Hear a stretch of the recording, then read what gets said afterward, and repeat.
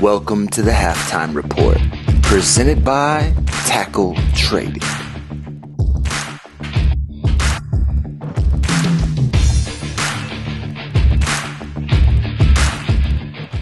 A whistle was a little bit startling. I was not expecting that. That whistle got you a little bit? It sure did. I'm like, all right, here we go. Somebody's getting a foul called on him. Welcome out to Tackle Trading's Halftime Report here on YouTube. And Coach Matt, Coach Tim, producer Cam, and then Coach Noah is also here with us as well. Matt, how you doing today? Tim, doing absolutely fantastic. Obviously we're going to get into the news here in a second, but from Jerome Powell, his testimony in front of Congress, plus Netflix's wild ride on earnings. Just a fantastic. Looking at Netflix's earnings, I swear to heaven, Netflix's earnings every quarter are more entertaining than than the actual lineup on Netflix. It's a fascinating roller coaster. It's really interesting also on the intraday chart. We're going to look at that here in a few minutes, is how it gapped down and now it is backfilling a little bit. Sometimes to understand a gap, you got to go down to the shorter time frame to really dig into it. Mm-hmm. Yeah. Netflix had earnings, Goldman Sachs had earnings, Johnson & Johnson had earnings. We're in earnings season. So really, we're going to feel like a broken record on a daily basis, Matt, but this is what investors do. We have to digest the news of the day and go through our routine each and every day, which is the core of what this halftime report really is. First thing I want to do is set up our show expectation. We're going to go through and analyze the market, and we'll talk about the news as we go. S&P 500 is first. Go ahead and bring that chart up if you would on the ES. Now, higher highs, higher lows, definition of an uptrend, breaking out. Matt, here we are at 2810. I was very cautious about the breakout on Friday when I did the Facebook Live with Christian. I said I probably would not play this breakout going into a weekend on that small green doji candlestick. Obviously, the action yesterday was muted in the market, not a lot going on, but that's a pretty good candle. It's not the most bullish candle I've ever seen, but it's a good, solid green candle here today. How do you read this action? I'm officially calling that a breakout at this point. I was kind of like you. I wasn't there for the Friday halftime report, but, a small range candle like you have here approaching the breakout zone, which is the previous level of resistance. We had that pegged at between 29, I believe it was 27.95 and 28.05 is kind of where we had that pegged. And so you kind of were right within that range both last Friday as well as a little bit of a downward movement in price yesterday, but showing some strength here today, no doubt about it, showing a lot of bullish momentum, attempting to break out. It's not that big of a price movement. We're only up 0.5% in the market so far, but I'm taking this as a bullish indication, no doubt about it. Noah, I'm going to bring you in next on this one because, the actual veracity, the volatility, the movement, and all the complicated language, really just the size of the candle does matter. 0.5% confirmation. Is this something you get excited about? You call it a breakout? What's your take? Talk to me after the closing bell. Oh, right now, it's breaking out. Right ahead there, Noah. Yeah, it's just halfway in halfway through the day here at the halftime report. Market volume on that's pretty typical for this time of day, but it is clearing those candle highs. And so I do like it. I'm confident it will close higher.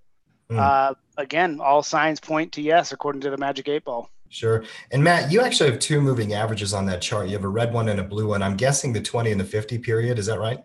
Yeah, that's my standard chart when I'm kind of doing analysis is a 20-50 period. I might do some other type of chartings when I'm doing some swing trading and whatnot. But when I'm just doing analysis, I like to keep it pretty simple on a chart. Well, and you'll notice during the month of May and June, when the market was running, those moving averages were expanding from each other, and now they've been contracting towards each other. Potentially, this breakout can get that thing expanding again, usually a good thing for momentum. Let's move on to the volatility index, Matt, and take a look at the VIX. And our obligatory daily look at the VIX. I will look at it every day for the rest of my trading career. I think it's ridiculous we're looking at the VIX right now. I always just peek at it and move on. It's part of my routine. I've had the same routine for 12 years, so why would I change it? VIX down at 12 means options are relatively cheap. Same thing we've been talking about forever. Anything to see here, guys? Not on my part. I mean, wake me up when the VIX goes above 20. Until then, I'm not. I literally could care less about the VIX. Noah?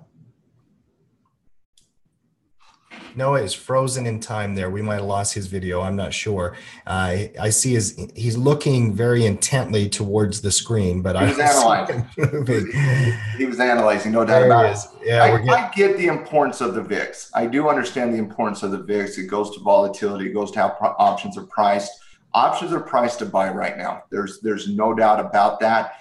But you got to be a little concerned coming into earnings season before earnings, such as like Microsoft reporting fairly quickly, Squarespace reporting in a week and a half from now. But at the same time, VIX at 12, that's a buy zone for options. There's no doubt about that. Yeah. Well, long volatility is something that you have to build into your strategies. There's no doubt about it. You don't have to have 100 strategies. In my opinion, you need a cash flow strategy or 1 to 5 of them, depending on how you trade. But you do need something to do with volatility, which is what we did yesterday, Matt. We did a short volatility trade, but bi-directional. We'll get into that here in just a minute. You get creative during earnings season and when the VIX is at 12. There's no doubt about it. Let's go down to crude oil. Now, finally, some relief action in some regard, Matt. You don't have a huge candlestick here. You got a little doji candlestick. This is the action you were talking about last week that could potentially be setting up as it comes back into the zone. Give me a thorough read on this, and particularly the old resistance, new support. This is still a higher low. It's still bullish, even though it's had some very nasty bearish, couple bearish days over the last week. What I said yesterday is I wanted to see some type of small range doji type candle. That's what we're seeing so far today. This is not a buying opportunity in my estimation, however, because it's just slowing down. Remember, we want to see that big upward movement in strength first. Make sure the market, Wall Street, the hedge funds, they kind of get in. We kind of lack that. We follow that price action. Looking at the intraday chart, dropping this down to a 15-minute chart, you see how it kind of breaks down and then it comes back up into resistance. I am a little concerned about that coming back down throughout the rest of the day. But when I'm looking for confirmation on a potential bullish type setup, you got to get above these intraday resistance levels, which is basically the highs for the day. So that's looking at the high for that day right there, somewhere around 68.50. I don't think this is a buying opportunity today. It certainly could be tomorrow, perhaps on Thursday as well. Looking at potential resistance levels, you got a lot of them, and that's a little concerning as well. You got the 50-day moving average, which the stock is underneath, the 20-day moving average, which the stock is underneath. It's underneath my trend line here, kind of similar to what it did over the course of in June and early July. Probably the more conservative approach for this is wait for a close above the 70 level with a potential target of 74. Noah, what do we do, and what do you do particularly when you see big fat red candles indicating institutional selling and real pressure, but then you are looking for an opportunity for bullish? Do you look for extra confirmation like Matt's talking about? Because waiting above 70, I get it, and I get that completely, but I'm not even sure about that. I don't know where that trigger is, quite frankly. And you're on mute, Noah. And I'm talking to myself saying brilliant things. Look at that volume in the context of the drops. Look at the big hairy red candles. The first one down's got a lot of volume. The next one down, not so much. Squeeze in a little history, and I think that $68 zone is a pretty good resistance zone from the past. So in this case, I start, right now, I don't mind legging into naked puts. I think it's a good size support resistance zone. And start small. Throw on 1-2 contracts, whatever your position, whatever your threshold is. If I get confirmation, then I might change the trade to something else. But right now, the way I always look at it is that first time you see that small body candle in the potential buy zone that you're looking at, that's really just kind of giving you a heads up that if you're taking this directional, you're getting yourself ready for the trade, looking for that confirmation. What I want to see is increased volume on the support zone or on the confirmation. If I see, next candle up green, I want to see above average volume. With that, tell me that there's also institutional or bigger player participation on the confirmation buy. And oil data does come out this afternoon. And then there's the big report, the EIA report for Wednesdays, that is every single Wednesday, for tomorrow morning. So we might get more volume. We will get more volume tomorrow, I'm sure. Whether or not that's confirmation to the upside or the downside, we don't know. But it's going to be interesting. Matt, we'll come back to that one tomorrow. Let's go on to gold and the metals market. There's your breakdown, Matt. That was the trade of the week, in my opinion, setup. Yeah, I called that one. It's a simple trade. We've been talking about this one every single day, and it's in a downtrend, lower low, lower high, lower low, lower high. 1240 was support. You now have a trigger. Matt, what do you do with it now? Let it ride. Yep. Let the freight train fall. Let the knife fall. Don't stop it. We talked about how over the course of the last 10 years, you've had a tremendous amount of liquidity come out of the gold ETFs and being placed into the S&P 500 ETFs. We had Pete Thomas from the Zano Group out of Chicago on the Pot Trading Justice podcast. What was it, about 2 months ago now? And we were talking about when gold was back here between 1,300 and 1,360, how basically our opinion was, and it was pretty conclusive, that if gold goes under $1,300, it's going to go through a bearish downtrend. And once gold got below $1,300 right here on this big red candle, we've been bearish ever since that time period. I don't see any reason to come off the bearish call on it. I think the price target is a very, very simple price target into that. Let me get a little bit more time frame here. Gold's dropped below its previous levels. I think a pretty simple support level is right here in that 1,200 to 1,210 range. Right now it's at 1,228. I could see it getting down into the 1,200 to 1,210 price range within the next week. You have to change with price action. I came into the year a bull on the metals market. In fact, I remember our prediction podcast from earlier in the year. I was talking about how I thought gold was going to hit the high 1,300 and stay there. It did, but then it started selling, And when the market is showing you bearishness, you have to act on it. Now, I got a question for you, Noah. Let's say that you're looking at this candle today and you didn't trigger at 1,240. Current price of gold is 1,227. So you missed 13 points of the move. Can you still trade here? And what do you do in general? And what advice do you give for traders when they miss it by just a little bit, by a day, by a candle? Instinctually, I break it down just like you did about that 15-minute time frame. I'm going to look for retracements, bear retracements on this time frame, and or breakdowns. So if I can take the bear retracement, if we get a better retracement, that makes it easier to get a better price. But if it starts taking out the lows again, just go ahead and short it with the trailing stop. Or I'll do things like I'll buy put spreads on it and not overthink it, just because I got the signal good enough for me. I agree with you. I think it's going to continue to drop for two reasons. I think that the policy on the interest rates are going to continue to rise on the dollar, which I think going to keep gold, soft. That was a pun that was intended. Yes. Well done, Noah. Yeah, I know. So I wouldn't mind putting on like a September debit spread or something like that. Maybe an October debit spread. Yeah, I mean, definitely an interesting spread candidate. GLD, Matt, you mentioned this yesterday, is the number one ETF held in the world at one point. Now it's the SPY. People are rotating out of gold. It's very bearish, trigger down, obviously a good signal. 1,200 could be one location, Matt, but from a long-term perspective, the trend is your friend. I mean, if we're looking at that from a big picture, there's no reason why we couldn't see gold priced in the 10s, 10, 15. No, I remember back in when was it, Tim? 2013?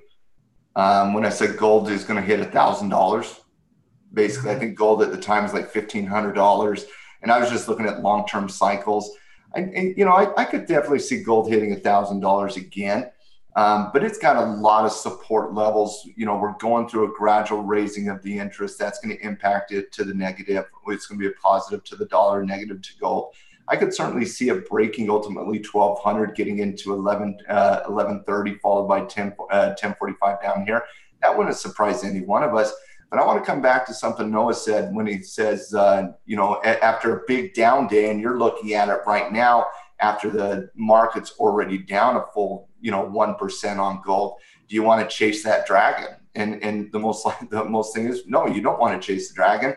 Let it come back up to you. And so what Noah said was, a lot of times he'll drop it down into a 15-minute chart and just wait for pure technical analysis. So either one, he would wait for a retracement back up into resistance, maybe somewhere in the 1230 to 1231 range, and then he would look at shorting it.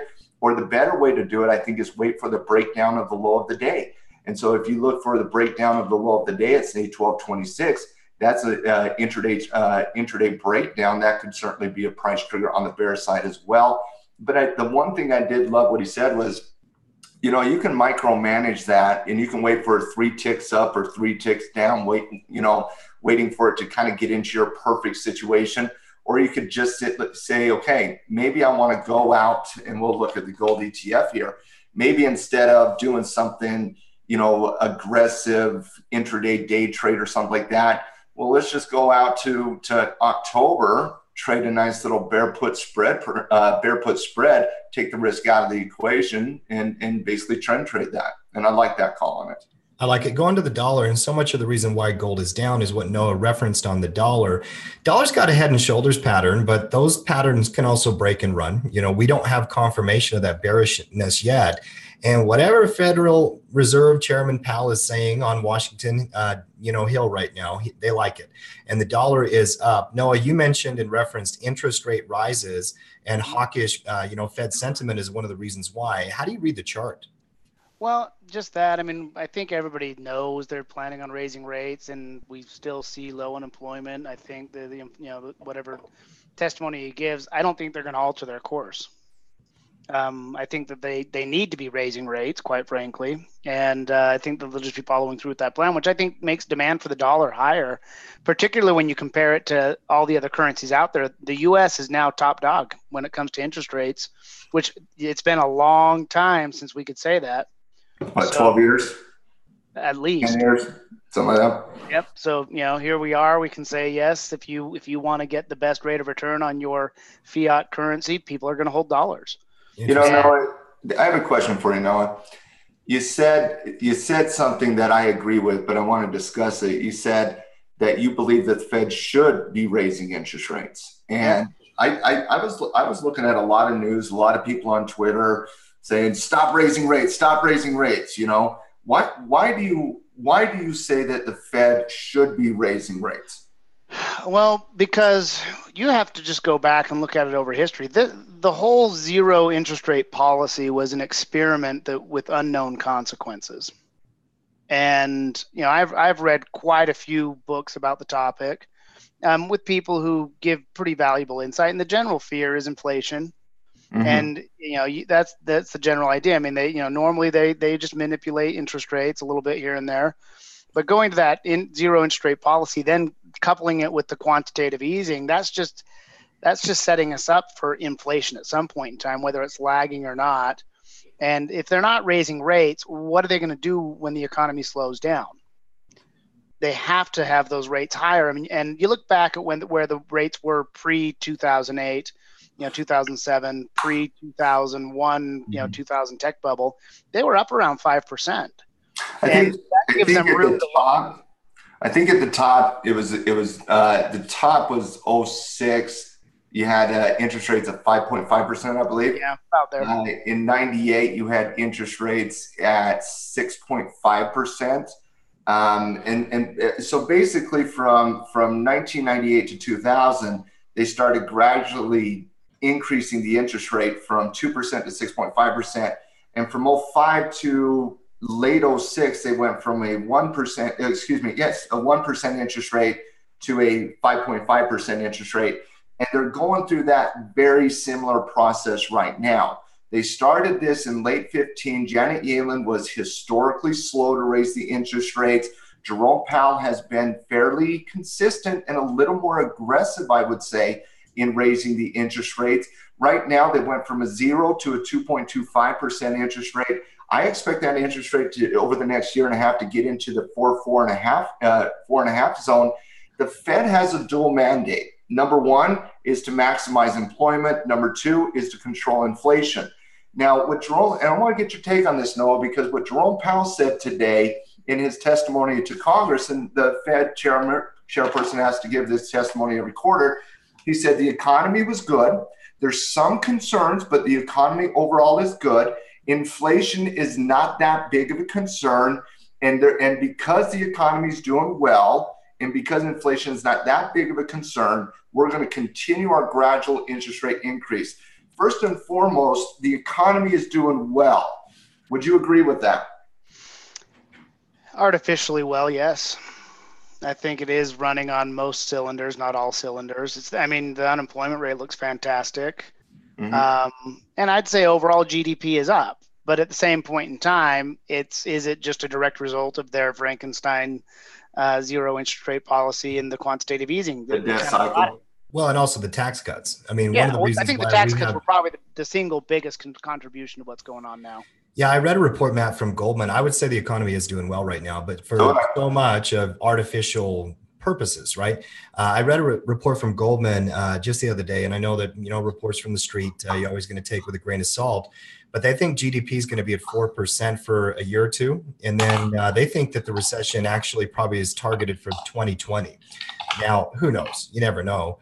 But they measure the risk of recession based on economic indicators all the time, and they've got it down at 10% right now. This is why the U.S. economy has done well over the last 10 years. It's not because we're producing more goods than we historically have. It's not because we're making more money than we historically have. It's because we're going into over $1 trillion of debt every single year to expand our economy. And when you're looking at the rate of inflation versus the debt cycle versus unemployment, manufacturing data, industrial data, housing data, retail sales, consumer confidence, most economic indicators in America right now are average to decent, right? Retail sales has been decent. Consumer confidence has been high. Manufacturing data has been doing very, very well recently. But a lot of this is based on this fake consumption of debt. We're exploding our debt cycle. And that's something I'm very, very concerned about in the future when it comes to tracking inflation. And because of that, I do support a more aggressive raising of the interest rates because of the debt cycle, number one, because of how much money we have printed, number two, because of our zero interest rate policies, number three. These are all things that could skyrocket inflation in the future. And so I understand why Fed Chairman Powell is not that concerned about inflation, but I am concerned about inflation because the CPI report doesn't track net inflation. It only tracks a certain portion of inflation. You think he's actually buying his own groceries? No, I don't. Filling up his tank of gas. No. And just look at like housing prices. Housing prices in a lot of markets continue to rise well above what median income can afford. Yeah. And that anytime you get that separation between price of homes and median income, it's got to revert. And as they raise rates, it's going to cool off the housing market, which will cool off jobs a little bit. And then you just look at cool off the stock market. Right? We're at what, like 75% debt to income ratio as a nation, like something ridiculous like that. It might even be 95%. It's utterly ridiculous. And I think the Fed, I think the biggest mistake the Fed makes in all of these projections in their economic models is the Fed lacks basic understanding of the human condition. They lack the basic understanding of consumerism, which basically means they just don't understand people. They just don't understand people. People can't go into too much debt. People, when they get scared, they stop their spending behaviors. And these things can go fairly rapidly and fairly aggressively. By no means am I predicting a massive downturn in the stock market right now with the market breaking out of resistance and me being bullish on the market.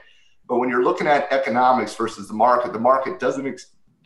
stock market doesn't necessarily have to be correlated to the economic condition of the situation. Would you agree with that? Oh, I would agree with that. And boy, I kind of want you to take that screen down because it stresses me out to look at. It is a little stressful. There's a little left-right going on here. There's no about it. A lot of numbers going up here, guys. A lot of numbers going up. Right? It's interesting though, because I agree with that, Matt, that there is risk in stock prices. There is also a correlation between economics and what happens in markets sometimes, and over time, that's true. But when Warren Buffett was asked a few months ago, would you rather buy the S&P or take the 10-year yield? He said the S&P in 5 seconds. I wouldn't even debate it. Even at an all-time high, even at because the potential for returns in equity based on the economic indicators and the conditions we see, the market is still bullish. And I'm a late stage bear, and I'm very concerned about the fundamentals and everything that's going on. I worry about the PE ratios and the valuations. Netflix today is an example of that, but the market by definition is breaking out. And if there's one thing that we've ever learned in trading is to trade what you see. Trade what you see. There's no doubt about it. Listen, we are at the late stage of a market cycle. There's no doubt about that in my mind. And you can know that because the Fed is raising rates. That is the one indicator that you always see consistent in the late stage of a bullish market. So we are now that late stage though, Tim, can take for years. It literally can be years before we start to see. Well, think about the tech bubble decline. At the back end of the tech bubble, it took 2 years of interest rates going up before the bubble actually burst. And what did they get them up to in the tech bubble? 6-ish? 6 or something like that. 6.5. Well, not only that, people always point to like overvaluation and PE ratio and all that kind of stuff. I do those same kind of things when I'm analyzing it. But here's the reality. PE ratios were sky high in 1998. They were sky high in 1999. They were sky high until the market decided to turn. Until the market actually confirms, it's just a red flag. It's not necessarily the confirmation you need. At the same time, though, Tim, you're talking about the number one bubbled market over the last 100 years was the tech bubble, right? The P ratios were completely out of valuation. You had these new technologies happening, new websites happening. Pets.com, for example, right? Pets.com selling these pet supplies out of business in 01. You had a lot of these types of websites coming out that didn't have true revenue, didn't have a business model. And basically because they had this new website and they had traction on the website, they were instantly a $10 billion company when all they had was debt on the books. It was absolutely insane. Okay, well, hold on a sec. Let's take that to right now. The other day, Cameron brought up a stock for our podcast that delivers dog treats to your door that's valued at $1 billion. Bark, what? How is it any different? The anecdotes we're going to be able to use in 10 or 20 years is the same stuff. But the valuations in the stock market today are far different than they were in 98. And plus, you had, what was it, Bark Box? I think it was Bark Box, right? And I thought that was insane, number one. But you have a few examples of that. Amazon is not the company today that it was in 98 when it was basically a bookstore. Facebook, Microsoft, you have these tech juggernauts right now with billions and billions and billions and billions of dollars in real revenue versus back when the internet first came out and we started seeing these websites, you didn't have that. So I certainly see some commonality, but I also see some substantial differences. But we are talking about the market from a PE ratio. Now, I want you to think about this for a second. From a pure valuation standpoint, we are in the second or third highest valued market in the history of the U.S. stock market. The .com being number one, subprime, and I call this the Bernanke market, the debt-driven zero interest rate market. So you had the .com PE ratio was number one.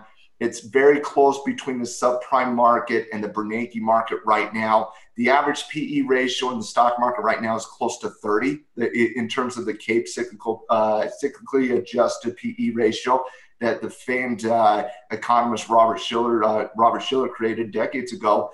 So you're dealing with now the second or third most highest valued market in the history of the U.S. markets. You're talking about a market that's at all-time highs, and you're also going through a gradual interest rate increase. So yes, at some point in the next 2, maybe 3 years, we're going to go through a bear market. We're going to go through a recession. Larry Fink, we talked about him yesterday. Larry Fink, the leader of BlackRock, came out and stated that basically he sees a 10 to 15% decline in the stock market. I see something a little bigger.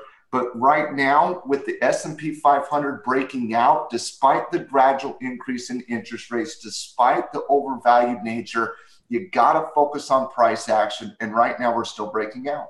Well, a 10% drop in a stock market just takes you to the yearly lows. Okay. Yeah, it just takes me to be a buyer. So that's just, you're probably going to buy right there. Where the big, and this is the conversation at all times. And by the way, I need like a little micro meditation right now. Breathe and remind myself it's going to be okay. The PE ratios are sky high, but things are fine. You trade what you see, right? That's what you're saying. Are you kidding? Tim Jesus is coming. Buy puts. Go long wheat, buy puts. That's right. Yeah. I gotcha. That was a straight up conspiracy theorist in you there, Noah. Well, he's channeling his inner Jeff. Right? I know he's channeling our good friend. I do have to admit, I've talked with Jeff this week. We've had some conversations about the whole Russia thing, like what we think's going on with that. It's interesting. Oh, I'm sure he has some good old conspiracy theories on that one. You could just call them theories because they might actually hold water. He's balking at the UN. He's balking at, those banking trade deals have been established for decades. Yeah. And he's kind of saying, let's renegotiate this stuff because it really isn't favorable to the U.S. And I don't particularly know that what he's doing is wise. It might be tomfoolery, but it certainly undermines, I think, the establishment. It's throwing the current traditional models from many perspectives up in the air right now. Don't get pulled into politics right now. Listen, we're not talking politics. We're just talking about politics. Politics drives price. People who don't talk about politics are ignorant. I'm just saying we don't need. Sometimes people who do are ignorant too. I love the conversation, and by the way, I don't mind your point of view on that. No, I disagree with it. I will say that. I think what Trump is doing is not necessarily. There's no debate of whether it's wise or not. It's tomfoolery. I mean, it's absolutely ridiculous. The idea of putting up. Russia as our greatest ally and letting Putin off the hook immediately on the world stage for diplomacy from a U.S. president, to me, is the most incredible thing I've ever seen. I agree. I was disgusted yesterday, but I will tell you this. Noah is right in the sense that those banking deals, from what's been going on from literally for the last 30, 40 years, some of our trade agreements, some of the tariffs that we pay versus nobody else pays, those things do need to be renegotiated. There's no doubt about that. I can see that end of the argument, but yesterday I was disgusted. Let's hold off on that till the end of the show, because I do want to continue our conversation about PE ratios and multiples. And there's one thing I want to get your take on, guys, because the way that this works when it comes to institutions and Wall Street, Matt, if you go back to that heat map, is they're not making decisions based on, and Netflix is a good indicator of this today. They're not making decisions based on this multiple. They use the forward multiple. And Matt, this is the argument and the justification they're going to give. If you click on PE ratio and change it to forward PE, it looks a lot better, right? Yeah. And the expectation is based on future earnings and tax cuts and all that kind of stuff. Companies are going to continue to beat and exceed revenue and earnings, growth. And the relationship of price to earnings is going to come down. Now, do you buy that logic? No, I don't.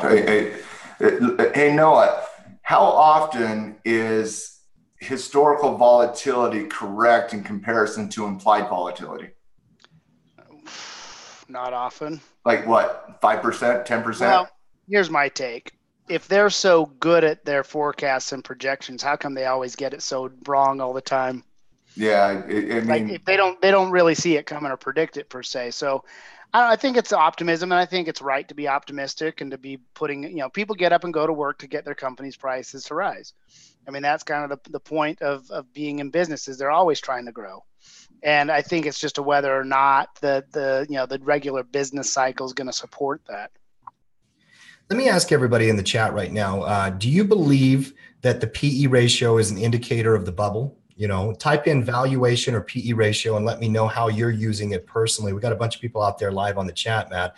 And it's interesting. I don't know if traders and investors really look at this in depth. I know I'm always looking at them, and I'm considering. Traders don't, because traders, they're in transactions less than 30 days. They're in transactions 7 to 10 days. They're in transactions 2 to 3 days.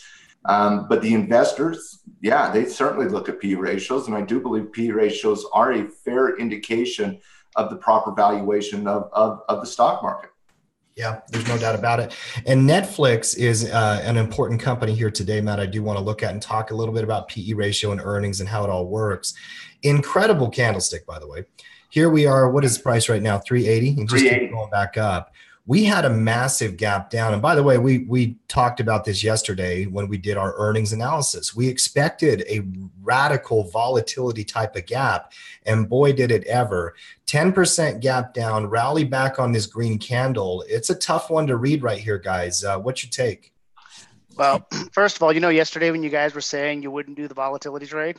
Yeah, no, it did short. I'm already in the volatility trade. Well, I actually did relatively well on it. The amazing thing, both would have worked. Yeah, and I actually ended up doing both. After watching, I also threw on an inverted butterfly, and the inverted butterfly this morning was up really well. But then my wife tricked me into going running with her. We actually went. Always a mistake. I know, right? But by the time I came back, it had gone back and ended up being a small loss. So I shut down the inverted butterfly because it came back up into the middle of the butterfly. But I did do the volatility trade, and I didn't expect it to recover this well or this quickly after seeing that gap. But again, I mean, they beat the earnings, didn't they? They beat earnings. They missed on forward guidance. They also missed on subscriber growth. And it was the subscriber growth that really got the headline on Netflix. From an earnings per share perspective, you basically, the estimate was 80 cents a share. It came in at 85 cents a share. They missed by about 1 million subscribers on their subscriber growth. But there's a couple things going on right now. Netflix has been running to perfection, meaning they have to be perfect in everything because they're priced for perfection. And so the gap, when they weren't perfect on their earnings report, the gap was a reflection of that fear, right? But what you're really looking at today, and you've seen this all over the news, you've seen it all over Twitter, and basically it's this: buy the dip, right? That was the philosophy. Buy the dip was number one. Number two was this, and I read this headline from CNBC. I read it on Market Watch. And it was this: all the hedge funds, all the analysts out there, money managers out there, they basically are saying this when it comes to Netflix. Netflix doesn't miss twice in a row. So yes, they missed this time. Let's buy the dip because they're not going to miss twice in a row. So that's kind of what's that mentality that's really driving Netflix back up into this. But So I got a question. What if they miss twice in a row? Again, I'm not saying it's accurate. Well, then they don't miss 3 times in a row for sure. Oh, no, for sure. Right. Or unless they do. Well, what was their forward guidance? That's my biggest question. It's 2 parts always. It's what they did and what they're forecasting. And so what was their forward-looking guidance? I don't know exactly what their forward guidance was, but I know it was a slight concern. But the biggest concern was the subscriber growth on Netflix. Yeah, that's why I was asking, because I don't want to have to research it. I was hoping you would research it and just could give me the answer. Just give you the data. Well, and here's the thing, though. I mean, it doesn't really matter. During a trading day, you're not going to dig into the earnings report. You'll do that after the bell, right? And so that, between the bell and the coaches show tonight, you have a chance to sit down and look at some of this data if a stock is on your watch list. Right now, the only thing that matters is this right here, price action, okay? And Matt, this location at 380 is a very dangerous location for anybody, and it's going to kind of be a fight. Look at the bottoms of the candles from last month in June. If Netflix fills a 50-point gap to the downside in one day, I'm shorting it at 390. Well, let's take a poll, because I think you're going to get a lot of agreement on that. I'm with you. I think you could get intraday confirmation and justify a put or a swing trade or something like that. Well, you're coming into this range right here. Old support at 380, the gap range at 390. I could definitely see Netflix slow down in between 380, 390, and perhaps see a swing trade to the downside over the next few days. Well, let me ask everybody out there, just get a quick take. Get a quick take. Long, short, or pass? Okay, everybody, for Netflix, if you had to take one position right now, today, long, short, or pass, I'll hold off on yours, Matt and Noah. Let's get everybody in the chat to also put one in there. Long, short, or pass on Netflix. What would you do? Now, Noah, let's get your take on this. That's a complicated chart, Noah. That is Now a we're talking complicated today. We're talking about taking a position today, correct? Right now, yeah. Okay. Pony up. Well, I don't want to take a new position because I still have got the short strangle any done wrap. I don't like the idea of taking a new position. My bias might be to the downside after that gap fill. See if it holds. If it can cross that 382 barrier, and then fill the rest of the gap, then maybe it's off to the races. But in that support resistance zone, I've got to break it down to a smaller time frame and then trade what I see.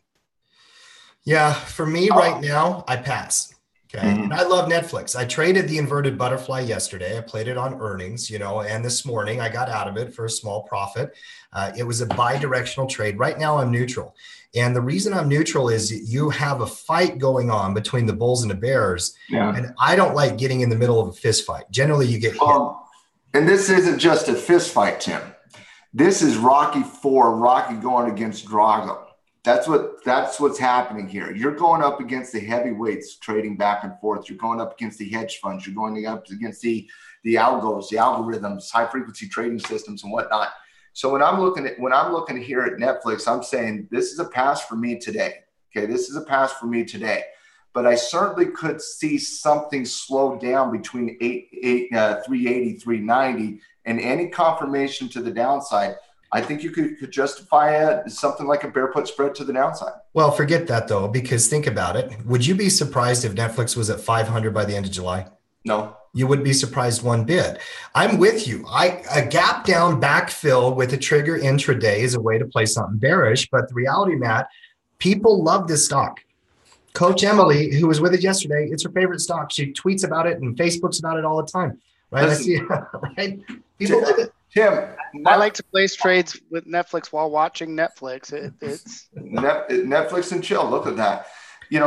Our younger brother Mikey, who's now getting into trading, he literally texted me the other day and he said, Matt, if you only had $500 to buy one stock with, what would it be? I said, well, I would buy one share of Netflix. Ooh, you know what I told him? What? Dropbox. He also told the same question. He said, I said Dropbox, but yeah, but that's an indicator right there, Matt, that we still believe in tech and we believe in the future. We love these companies that are innovating and coming out and doing great things. Let's talk about this for a second, because another thing in the headline today was, especially early on today, was with Facebook getting, down 12% off the open and getting crushed and all the news headlines, is the FANG stocks dead, and the FANG stocks are, and I'll pull up the FANG stocks here. Okay, so here's the FANG stocks. You have Facebook, Apple, Amazon, Netflix, and Google, right? Those are your FANG stocks. And so the question was, well, is the FANG stocks dead? Now, Tim, over the last 2 years, the number one trade in the world is to buy the FANG stocks. Okay, can anybody tell me the number two trade in the world over the last, and think stock market? So the FANG stocks are number one. The number two is the BAT stocks. And the BAT stocks are, okay, let me show you the BAT stocks. So the BAT stocks are Alibaba, Baidu, and Tencent. So it's your Chinese conglomerate tech stocks. So basically your number one and your number two trades that you have out there are all tech, are the FANG stocks number one, the BAT stocks number two. So the question that was out there in La La Land is, the FANG stocks dead now that Netflix got absolutely butchered on its earnings report? And I think the answer is an astounding absolutely not. There's still amazing stocks out there. But what's your guys' take on it? Well, if you made me buy one, I'd buy Apple. Okay, more conservative. Let's put that out there. Okay, so for the YouTubers out there, out of the FANG stocks, Apple, Facebook, Netflix, Google, and Amazon, if you could only pick one of those stocks right now, which stock would it be? Go up on the top right, Matt, and open up 5 boxes and put them all up. Let's look at them side by side. So where that, underneath the setup, where that little box is, let's get a 5-box setup. Yep, just kind of list them out. Okay, so Netflix, Apple, Facebook, Now, by the way, I'm OCD a little bit, which means I'm OCD a lot. Can you put it in FANG for me? You got to spell it right, FAANG, or else it's not the FANG stocks. Right now, it's the NAFCA stocks. And that's not the same conversation, Noah. I am not doing that, no. But I want to pull it up because I think it's an interesting take. If you could only pick one of these, let me get them on the same type of charts and everything. It's kind of hard to see. And then, yeah. Okay, so there's your FANG stocks right there. Pick one. They all look the same. All right. No, they don't. They don't all look the same because I know which one I'm picking out of all of them. I'll start. I'm going with Apple. Okay. Because one, they're fair valued. Two, they're cash rich. Three, they are the device that you use to get to all those others, regardless of who's solid there. I'm watching Netflix on my iPhone. I'm watching it on my iPad, on my Apple TV. I'm going to do my Amazon shopping here on my phone. That's kind of my take. Matt, I would pick, well, the conservative pick is Apple. The upside pick is Amazon, in my opinion, even at 1851. I said this last week in Tackle Trading's Cash Flow Club that I did. Guys, maybe we should just buy Amazon every day because it's incredible. It's been a juggernaut. I talk about it in this show all the time. If you had to pin me down, I would say Apple for the conservative pick. Everything Noah said is absolutely right. They are flush with cash, 250 billion in cash or something like that. They've got consumer products, they've got technology, they've got global reach, they have all kinds of things that are working for them. They're all great companies. There's no doubt about it. But if I'm going conservative, I'm picking Apple. Listed in order. This is I would go Amazon for the upside. Bezos is a juggernaut in and of himself. Apple number 2 for everything you guys just said. Facebook because they don't own anything yet they make $10 billion a quarter. Google because they're going to be the next Berkshire Hathaway, and then Netflix, and just because I'm a little concerned about this price move in its latest earnings report. Yeah.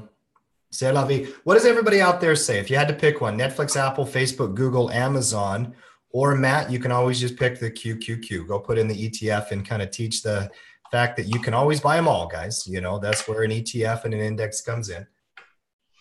Yeah, definitely the QQQ might be the right play. All right, so Netflix, we have to come back and revisit that gap. By the way, tonight in the Coaches Show, Noah, I'm sure that you guys will be talking a lot about Netflix. Your analysis at 7 p.m. when you're doing that on the East Coast 7 p.m. time might be different than what we just did now, because who knows how it's going to settle the next 3 hours. It is nowhere near done for the day. And with all of the volatility we've seen, I could see that thing make an extreme move up or down even from here. So definitely catch that on the Coaches Show, Noah. Make sure you analyze that one. Matt, I want to take a look at Goldman Sachs and Johnson & Johnson as well. Goldman came out and beat their earnings, and yet they did not go up. And the actual numbers were impressive. They did good. Every now and then I'll have a trader send me an email. It's a very common email. Hey, why did my company go down when they beat the earnings? How do you answer that? It's usually because of forward guidance. Okay. In an earnings report, you're looking at 3 basic things. And it's going to vary based on the industry and the sector and the stock you're looking at, but you're basically looking at 3 basic things. Number 1 is revenue. Okay. How much money did they make? Number 2 is earnings per share. And number 3 is forward guidance. Now, in my opinion, the most important regarding an impact to an earnings is, in fact, its forward guidance. So in terms of Goldman Sachs here, the estimate was $4.89 a share. The actual number was $5.98 a share. That is a really good earnings per share, okay? However, and I haven't read Goldman's earnings report yet, but I'm almost certain that they probably got a little concerned with forward guidance, but I'd have to confirm that. Regardless of the situation, it's not about how you understand how the market responds to something. It's how you read the market's response to something. And regardless of what the numbers were, the market did take this as a slight negative. And when you're looking at here, though, from a price action perspective, on Goldman specifically, I am seeing some type of reversal patterns. If you look at this nice downtrend it had, it was a very consistent downtrend. The moving averages were getting down, down, down, down, down. And now I'm starting to see something that we call slowing momentum. So even though the market response to Goldman Sachs earnings report was not exactly good, I am still seeing a potential head and shoulders reversal pattern on Goldman Sachs with a potential breakout. I also think, Matt, that it got priced in yesterday when Bank of America and the other banks. Yeah, I agree. Good point. It already popped up. So by the time theirs is like, oh yeah, just another bank that beat earnings. Yeah, that's a really, really good point. Those bank stocks will trade in line with one another.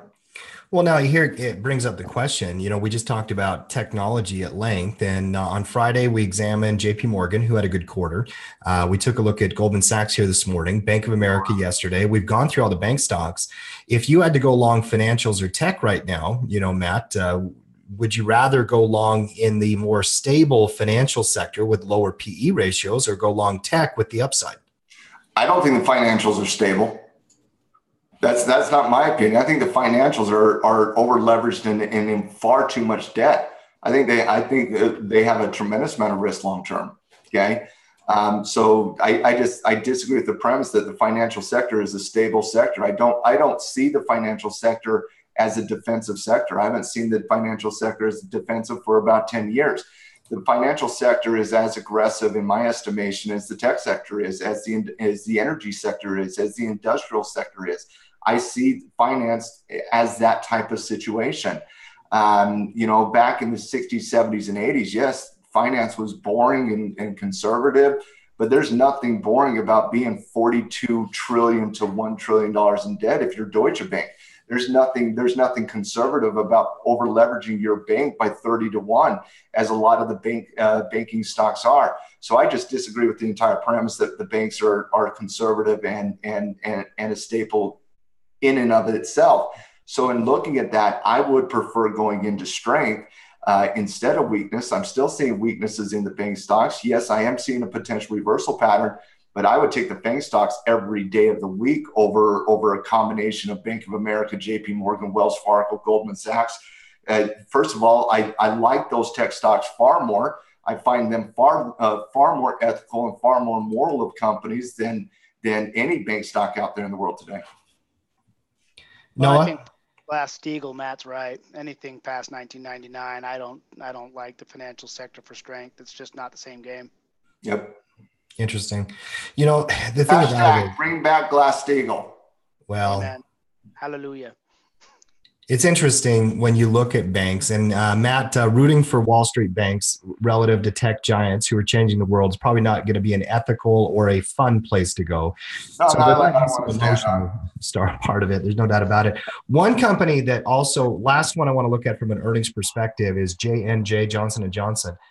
And I was reading this morning, Matt, about a lot of this new philosophy in the last month or so that you have financial institutions rotating into risk off trades. That's a phrase you always get from analysts, or also defensive sectors. And J&J is a staple. It's a conservative company. It's not like a Netflix that needs subscriber growth in Malaysia and Europe to beat expectations. Johnson & Johnson sells goods that we all use all the time. And it had a good quarter, and you're starting to see a rotation in some ways into utilities and staples. Do you buy this argument right now that I'm reading pretty much day over day the last few days, that institutions might be rotating into defense? Yes and no. And I know that's a really bad response, but I'm seeing some of it and some of it no. I mean, if you were seeing a massive rotation into defensive, into safe havens, you would see money coming into utilities, healthcare, consumer staples, and you would see money coming out of aggressive tech stocks, those types of things. And I'm still seeing tech is one of the most aggressive, bullish, markets out there right now. So, but at the same time, and we're going to pull up another, give me a second here. Tim, we're going to pull a perf chart looking at the S&P 500. If you're looking at the last, we'll call it, say, the year to date, okay? So year to date, right now, year to date, cyclicals and technology are doing the best. Those are both aggressive industries, okay? Consumer staples is the worst sector out there. That's your food-based companies. That's a defensive sector. So you have industrials down, you have materials down, you have consumer staples down, you have utilities down, and financials down. Traditionally speaking, Tim, your four defensive sectors, and Noah and I obviously disagree with this post 1998, 1999 with financials, but are consumer staples, utilities, financial, and healthcare. Consumer staples down 11%, healthcare up, a paltry 1%, utilities down 3%, finance down 5%. Your aggressive sectors in cyclicals, technology, industrial materials, and energy, your two ultra aggressive in cyclicals and technology, they're the ones that are outperforming the entire marketplace. These two sectors right here are the reason why the market is even up year to date. Well, that's year to date, though. I mean, and I agree with that. I agree with the logic. If you kick it down to 30 days, Matt. Yeah, let's kick it down to just the past month.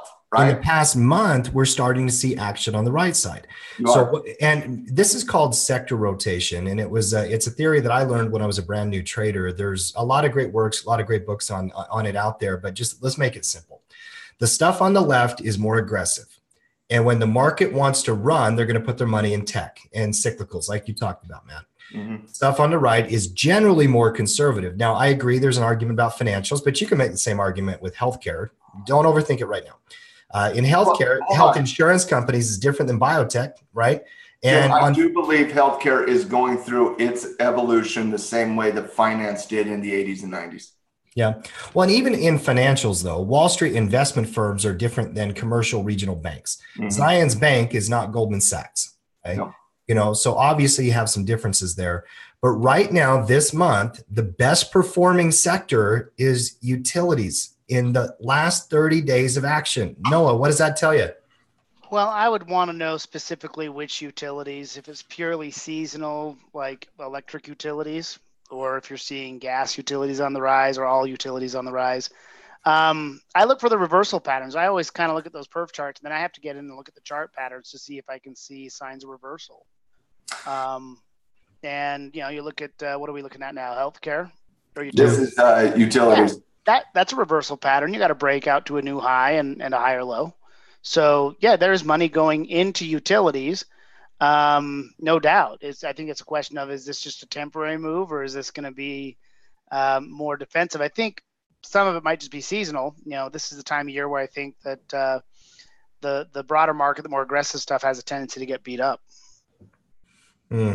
I think it's premature to call it, Matt, but I am seeing some indications that you are getting some rotation into the U, the V, the F, and the P. Look at the staples, which is where Johnson & Johnson rests, by the way. The XLP right there, that's a beautiful performer since May. Now, a lot of that is because they were so underperforming for most of the year, and now they're making a comeback. I don't know. I'm just seeing it pop up in the analysis over and over and over again, and so it's obviously on the minds.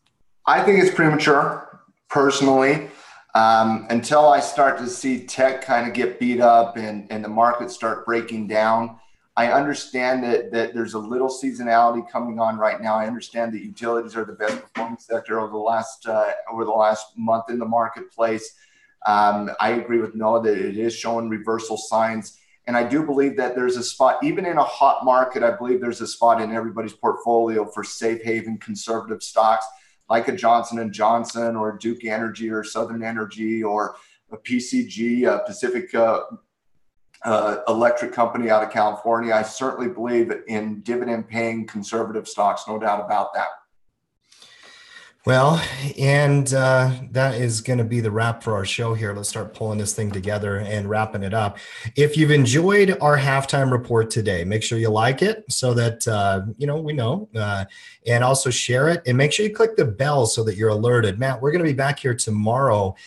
Tonight, there's a few banks, there's a railroad, there's a couple of different companies that have earnings, but no major names until tomorrow. Morgan Stanley, the financials are going to finish up this week by and large. And then you're going to get into tech earnings next week. We're going to continue those conversations as we go. Noah, you got the coaches show tonight, right? Yep. Explain what that is if we've got anybody out there that doesn't know what that is. Well, the coaches show, we do it every Tuesday at 7 p.m. Eastern, and it's essentially the coaches talking shop.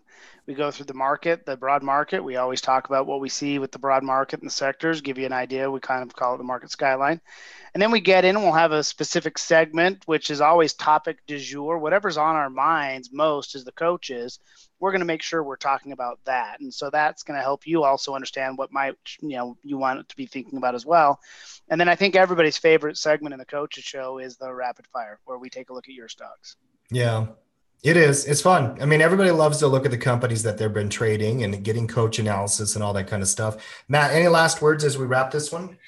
No, really good halftime report today, gentlemen. Appreciate all the viewers out there liking it on YouTube and coming over and subscribing to the Tackle Trading YouTube channel. And obviously, Tackle Trading produces and sponsors the halftime report that we're going to be doing every single day from here on out. And if you want to be a part of Tackle Trading, you can come over here and you can click on the Start My Free Trial, and you can get a 15-day free trial with no credit card required. You can check out those coaches shows and the scouting reports we send, as well as get access to Technical Analysis 101, Options 101, and everything else we do on a weekly basis for our team members over there at Tackle Trading. And as you do, also, if you want to just kind of be aware of everything that we're posting, we put a tremendous amount of free content out there, from blogs to newsletters and so on and so forth. So if you want to be aware of everything we do on a daily basis, you can sign up for the Tackle Today email, sign up for free here. And as I'm on there, while you're kind of signing up for all things Tackle Trading, make sure you get over there to tradingjustice.com, sign up for the newsletter. It's a free monthly newsletter that we produce for Trading Justice. And as always, download the Trading Justice podcast. We had a really good podcast with Grant Larson yesterday. So make sure you subscribe on any podcasting app, Stitcher, iTunes, you name it. C'est la vie. All right, guys, we'll see you tomorrow, 10:30 a.m. Mountain, 12:30 Eastern, same time, same station, and excited to be back. All right. Goodbye, everybody. Have a good day.